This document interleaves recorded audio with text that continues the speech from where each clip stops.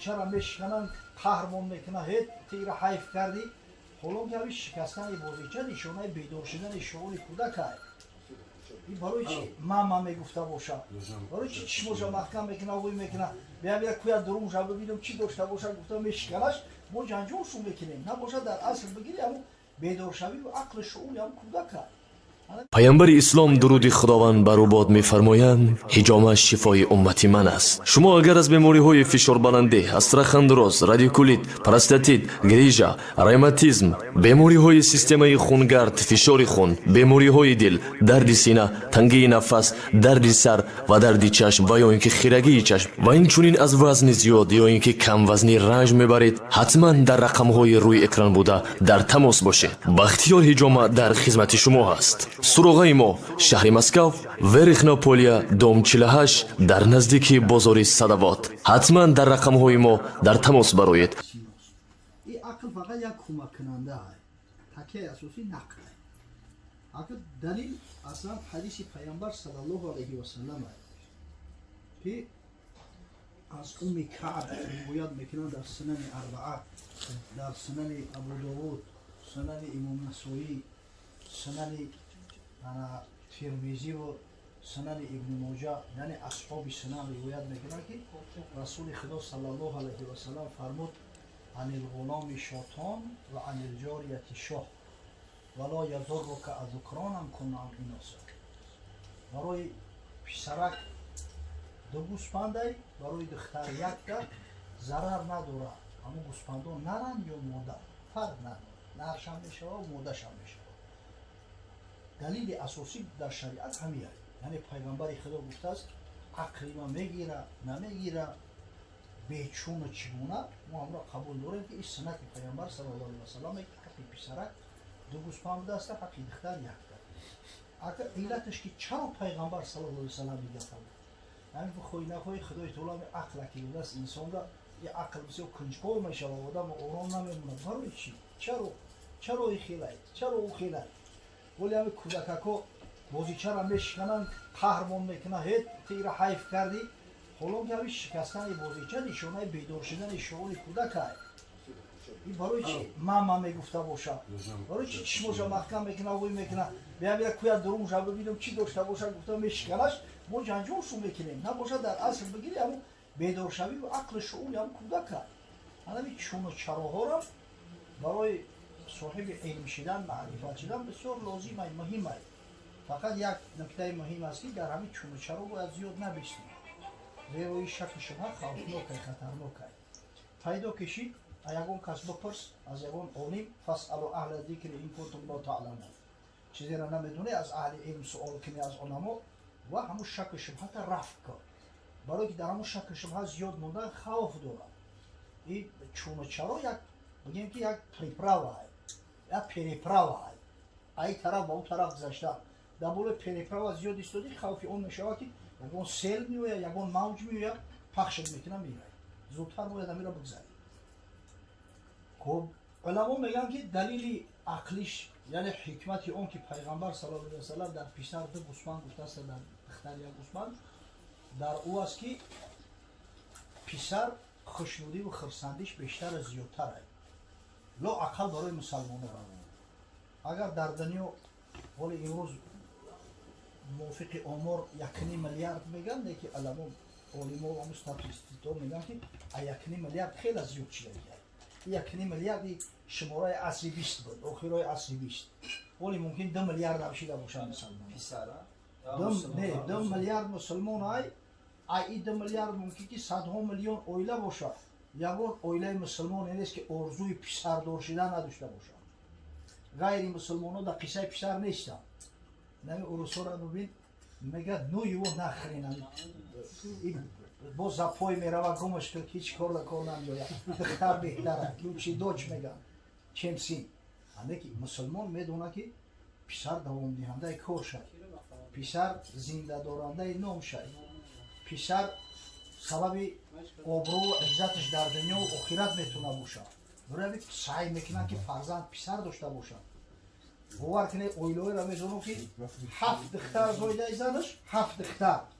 زنک یا غیرتی دیگه که کمیش بچه میشود ای خانواده خودت غیرت که دمش بخیر باید تاییگم میخوای ایوش خدای تو رو پسرت بتا ندم یک بلای دیگه که هم یک بچه حق شود با جولت خلاص نگه اگر همیش 3 بچه بزویم نگه زنک خدم بگی یعنی که حقیقتا فرزند پسر یک چه بگم آخی درجه و منزلتش در اویله اسلامی بلندتر است خدا رحمت کنه مولانا عبدالرحمن جامی را دختر داشت پسر نداشت سن سالش کلان شد باور کنه علم خطی بیان نیاییش به درگاه خدا فرزند طلب میکرد تعجب میکرد اگر دختر داشت فرزندی نرینه که نداشت حضرت آرزو میکرد است اون نظمی که 4 مصرع شد متاسفانه در ادبیات میورند دیگر شنم میورند اما از دوستان سلمان و ابسال مولانا عبدالرحمن جامی است هیچ نعمت بهتر از فرزند نیست جز به جان فرزند رو پیوند نیست حاصل از فرزند گردد کام مرد زنده از فرزند باشد نام مرد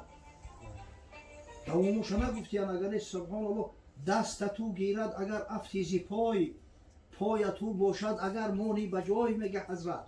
این فرزند عصاکشت میشود وقتی که ای پو زدی عصاکشت میشود تایکش نمیگیره پوهات میشود حرکت کرده که نتونستی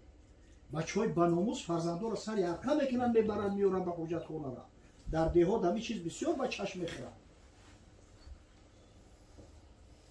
میگه که پشتی تو از پشتیش گردد قوی عمرت از دیدار او یابد نوی همین فرزند اگر فرزندی بناموس باشه قناتی پدرای غیرتی پدرای شجاعتی پدرای همون مسافدایی که بارزگم بزنن که در محفل و معرکه ببینید فرزندای به غیرت دارن ای روی فرزندو میپرن اگر او بیچاره را دیگه عرش رفت از جرش مونده است ایدستی چیکار میوید میگه فرزندای به غیرت و بناموس که دارن همطوری بارزگم میزنن فرزندی خوب باشه پدر هر وقت میبینش یک حیاتی نو میوه لذت میبره راحت میکنه